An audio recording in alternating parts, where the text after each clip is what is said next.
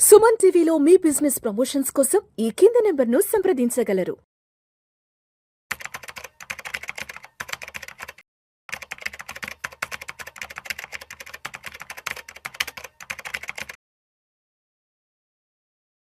ప్రేక్షకులకి మీ రామచంద్రమూర్తి నమస్కారాలు. ఇప్పుడు మనం నిన్న రాత్రి చూసిన అమెరికా ప్రకటన చూస్తే డొనాల్డ్ ట్రంప్ గారు యుద్ధానికి తాత్కాలికంగా 5 రోజులు గ్యాప్ ఇస్తున్నా అని చెప్పారు. ఇప్పుడు అందరూ ఆలోచించేది ఏంటంటే ఎందుకు ఈయన అంత తగ్గాడు, వెనక్కి తగ్గాడు? అలాగే ఇప్పుడు ఇరాన్ 1 అవర్‌లోనే ఇరాన్ ఏం చెప్పింది, మేము ఎక్కడా కూడా ఈ యుద్ధాన్ని ఆపలేదు. యుద్ధాన్ని ఆరంభించింది అమెరికా అయితే ముగించాల్సింది ఇరానే. సో ఇరాన్ ఇప్పుడు 2 నిర్దిష్టమైన ఆప్షన్స్ పెట్టింది. యుద్ధం ముగించాలంటే 2 కండిషన్స్. ఒకటి, మళ్ళీ ఎప్పుడు అమెరికా మా మీద ఇజ్రాయెల్ కానీ దాడి రాకూడదు అనేది మొదట షరతు. 2, ఇప్పుడు యుద్ధంలో జరిగిన నష్టం అంతా కూడా అమెరికా, ఇజ్రాయెల్ భరించాలి అని చెప్పారు. ఇప్పుడు ఇలా అంటానికి ఈ ఇరాన్ ఎందుకు అంత డేరింగ్గా ఇంకా యుద్ధం చేస్తాను అంటుంది? అలాగే అమెరికా అధ్యక్షుడు చెప్పిన దాని ప్రకారం ఇంతవరకు ఏ దేశం మీద జరగనంత దాడి ఇరాన్ మీద జరిగింది, అంత దాడి చేశామని ఆయన చెప్తున్నారు. అయినా ఇరాన్ ఎందుకు లొంగట్లేదు అని చూస్తే ఏం కనపడుతుందో మనకి అర్థం చేసుకుంటే ఈ క్రింది ఆ పాయింట్లు యుద్ధ విశ్లేషణ అనేది ఇప్పుడు మీకు చేస్తున్నాం. ప్రత్యర్థి ఏంటంటే ఇప్పుడు యుద్ధాన్ని ఎంత దూరమైనా తీసుకెళ్తామని ఇరాన్ అంటుంది. దీనికి తరచి చూస్తే ఏంటంటే మొదట్లో 6 రోజుల్లో అమెరికాకి $1,270 కోట్ల డాలర్స్ ఖర్చయ్యాయి. అలాగే $20,000 కోట్ల డాలర్స్ ఇవ్వాలని అమెరికా సెనెట్ని అడిగింది. అలాగే ఇప్పుడు ఇరాన్ దాడుల్లో ప్రపంచంలోనే అతిపెద్ద సహజవాయు కర్మాగారం రస్ లఫాస్ దెబ్బతింది. ఖతార్కు మగటమయమైన ఈ ప్లాంట్ పూర్తి స్థాయిలో తెరుచుకోవడానికి కనీసం 5 ఏళ్ళు పడుతుంది అంటున్నారు. దీనివల్ల ఏటా ఈ $2,000 కోట్ల నష్టాన్ని ఆ దేశం మూట కట్టుకోవాల్సి వస్తుంది.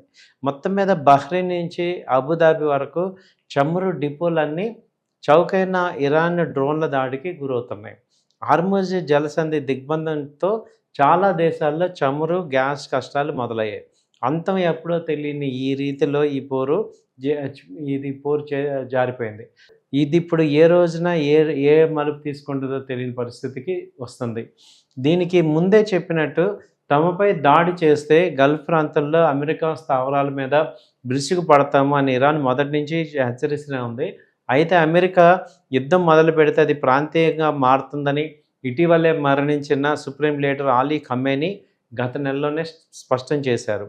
అయినా ప్రస్తుతం ఇరాన్ ప్రతిదాడులు అమెరికా అధ్యక్షుడికి విస్మయానికి గురి చేస్తున్నాయి.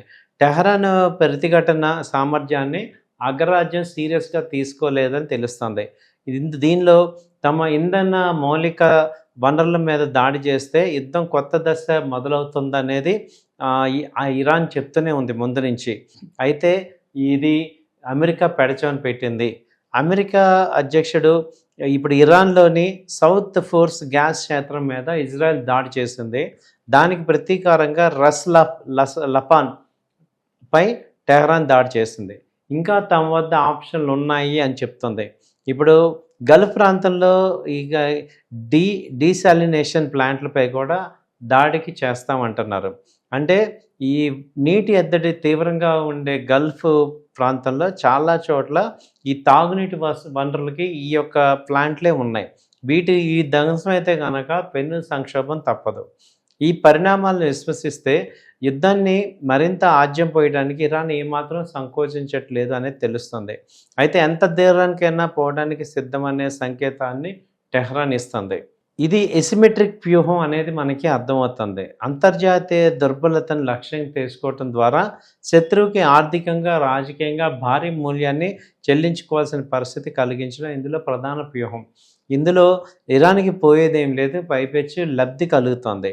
అలాగే ఇరాన్ విచ్ఛిన్నమైతే ఆర్థిక మాంద్యం తలెత్తడంతో పాటు ఐరోపా దేశాల్లోకి భారీగా శరణార్థులు వెల్లువెత్తుతారని ఇటలీ ఆందోళన చేయటం ఇక్కడ ప్రస్థానం.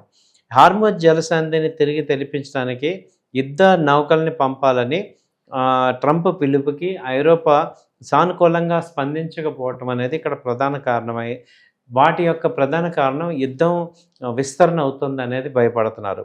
ఎందుకంటే ఆల్రెడీ ఈ రష్యా, ఉక్రెయిన్ మధ్య గత 4 సంవత్సరాల నుంచి యుద్ధం జరుగుతుంది. దాంతో ఐరోపా కంట్రీస్ అన్నీ కూడా చాలా దెబ్బతిన్నాయి.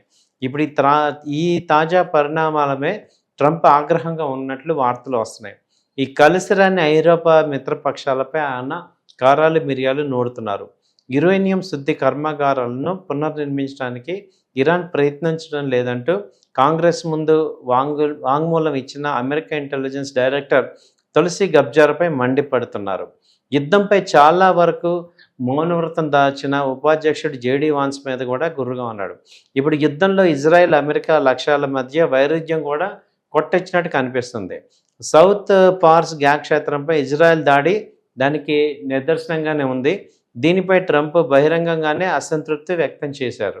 సో ఇప్పుడు జరుగుతున్న పరిస్థితుల్లో ఈ యుద్ధం అనేది రోజుకో రకంగా మారిపోతుంది. ఇరాన్ కూడా ఎక్కడ తల వంచట్లేదు. ఇరాన్ ఇది తగ్గించడానికి అమెరికా, ఇజ్రాయెల్ ఇద్దరు కలిసి యుద్ధం చేస్తున్నా కానీ ఎక్కడ కూడా వీళ్ళకి ఒక అంతు చిక్కకుండా ఉంది. మరి ఏమవుతుందనేది మరి రాబోయే రోజుల్లో చూద్దాం. థ్యాంక్ యూ అండి. నమస్తే.